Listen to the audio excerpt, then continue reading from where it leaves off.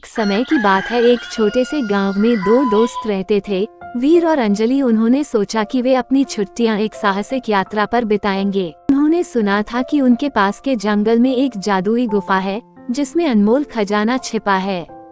वे दोनों उत्सुकता और उत्साह से भर गए और उन्होंने एक नई यात्रा पर जाने को सोची।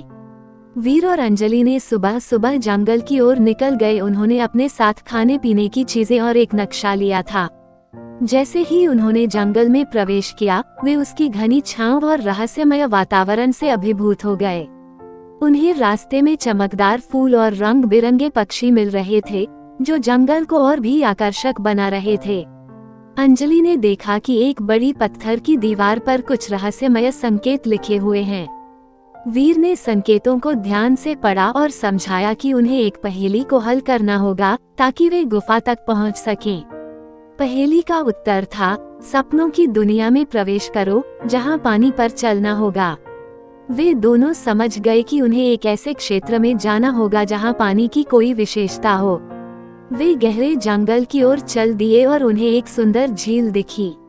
झील पर तैरते हुए पानी की नोक के संकेत पर ध्यान दिया और पाया कि पानी में कुछ चमकदार पत्थर छिपे हुए हैं। झील से पार करते हुए वीर और अंजलि ने देखा कि एक बड़ा झरना गुफा के प्रवेश द्वार को छिपा रहा था। उन्होंने झरने के पीछे जाकर देखा और वहां एक छिपी हुई गुफा का द्वार पाया। गुफा का अंदरूनी हिस्सा अद्भुत था। पूरी गुफा में जादुई रत्न और चमकदार खजाना बिखरा हुआ था। लेकिन गुफा में एक और चुनौती थी कि उसका दरवाजा नहीं खुल रहा था। दरवाजे को खोलने के लिए एक प्राचीन मंत्र था जो वीर ने एक किताब में पढ़ा था, जो वीर को अचानक से याद आ गया। तभी वीर ने बोला, चीन टपाक डम डम, और दरवाजा खुल गया और उन्होंने सारा खजाना बैग में बाहर लिया।